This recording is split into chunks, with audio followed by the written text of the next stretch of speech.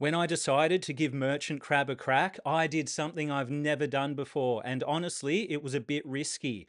Most of my audiobook listens come from recommendations, usually from YouTube comments from people like you watching right now. But Merchant Crab wasn't a recommendation, no. Unless you count the author's promotional post on the Lit RPG subreddit, it's an indirect recommendation, I guess. But an author recommending their own book is like a government department investigating itself. Of course, they're going to find no evidence of wrongdoing. Even so, I couldn't resist the promise or the premise of a crotchety crab embracing merchant life and fleecing a bunch of dim-witted adventurers. It sounded like my type of silliness. But would it be worth one Audible credit and 25 hours of my dwindling time? Yes, everyone's time's dwindling, yours, mine, that's life. And I've read a few too many mediocre books this year.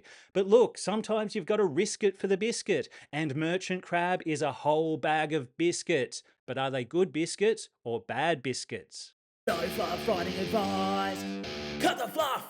Straight up, I'm going to be honest. I have mostly praise for Merchant Crab. Yes, it's a good bag of biscuits or pastries, whatever floats your goblin. I do have some critiques. There are a few bad biscuits in the bag. But before I turn into a crotchety old crab myself, let's discuss the good bits, the good biscuits.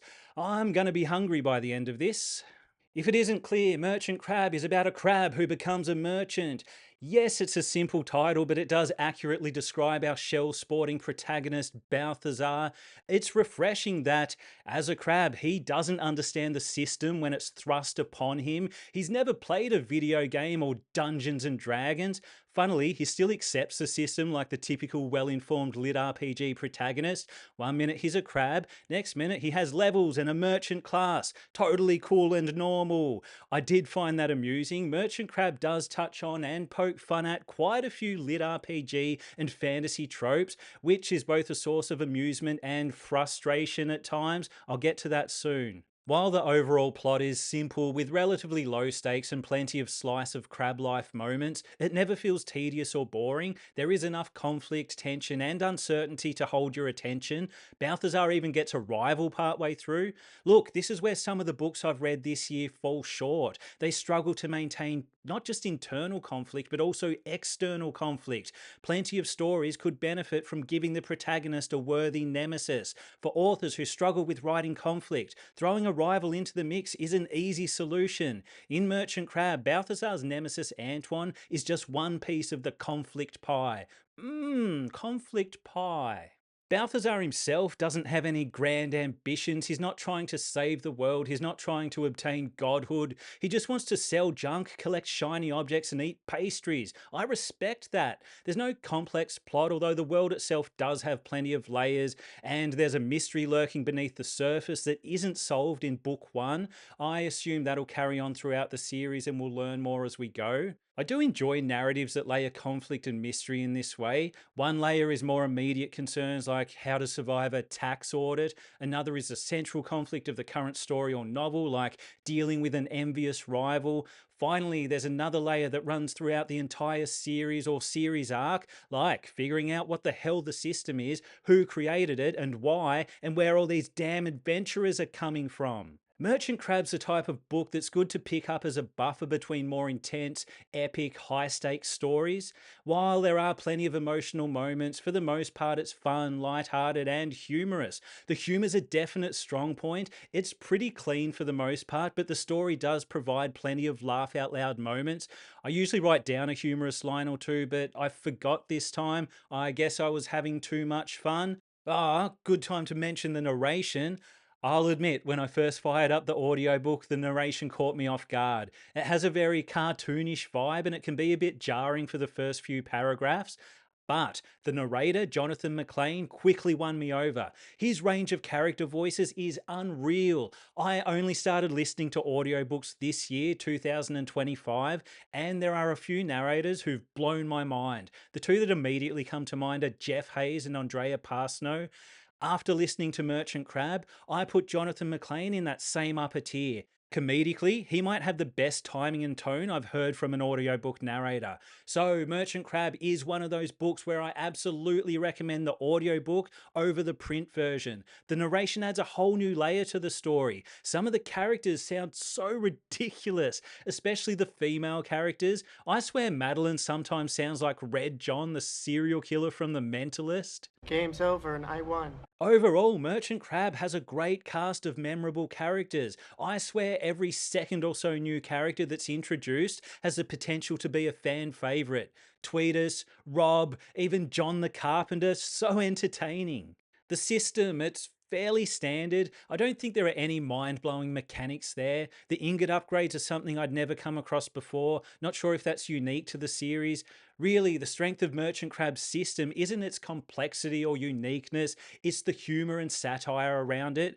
Balthazar certainly has mixed feelings about it, constant source of entertainment there. Speaking of our crotchety crab, Balthazar does get some surprisingly good character development, which I don't normally expect from more cartoonish stories. For much of the story, yes, Balthazar is more of a reactive protagonist. He won't even leave his pond and he's just reacting to whatever happens around him.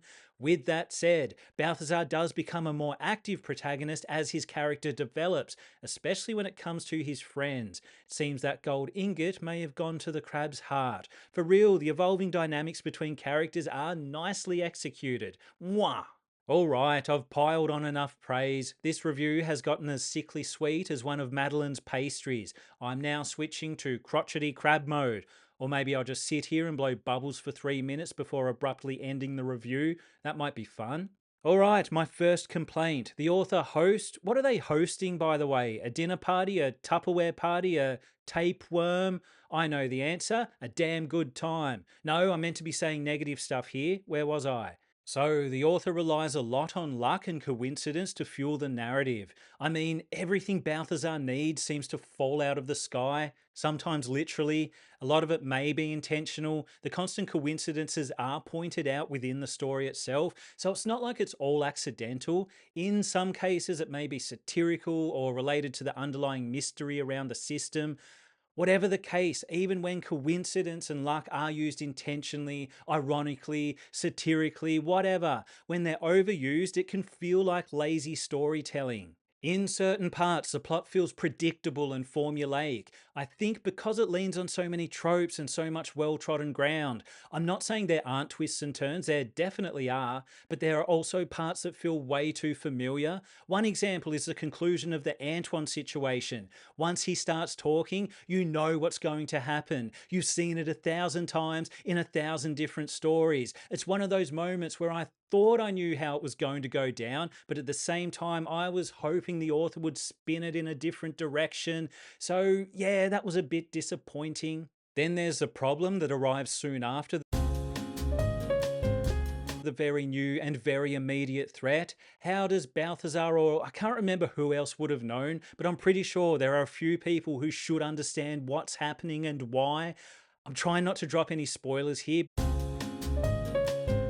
but there's a possibility the situation could have been diffused quickly and easily. Maybe not, but Balthazar's ignorance in that scene reminds me too much of a storytelling trope I can't stand. You know, the one where there's a misunderstanding between characters that makes no sense or should be resolved immediately, but the characters act so unbelievably dumb, the simple misunderstanding turns into a catastrophe. The scene I'm thinking of feels too much like that.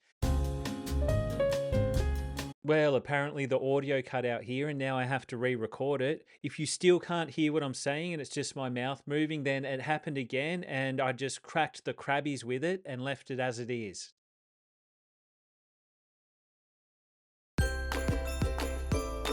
Anyway, the scene I was talking about is such a pivotal moment in the story and the series. So many great moments come from that scene, but the scene itself feels a little forced, like it has to go down the way it does, regardless of whether it fully makes sense.